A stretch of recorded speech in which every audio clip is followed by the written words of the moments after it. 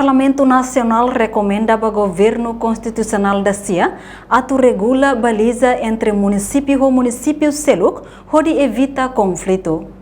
Terça-feira, deputado Russi Bancada Fretelin, Antônio Clau e a audiência ao ministro da Administração Estatal recomenda ao novo governo constitucional, através do Ministério da Administração Estatal, regula tia baliza entre município e o município Seluk, no nela moço confrontação e base.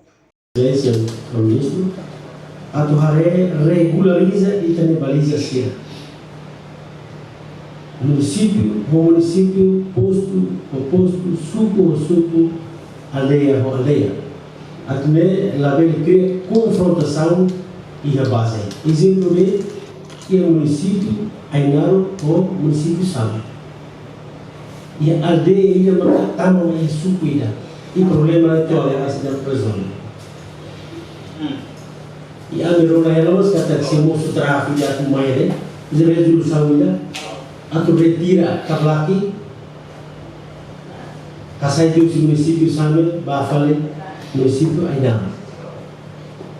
A oportunidade ini bersama Suécia atau haremos e a PPL ini considerado a minha proposta ini kasai que só baliza. Kalau usaha Niamo susuba parte relevante, liu ministro da Administração Estatal, secretário de Estado Terras na Propriedade, hareba a situação idane, onde busca a solução. Reportagem Melda Fátima, Televisão Timor-Poste.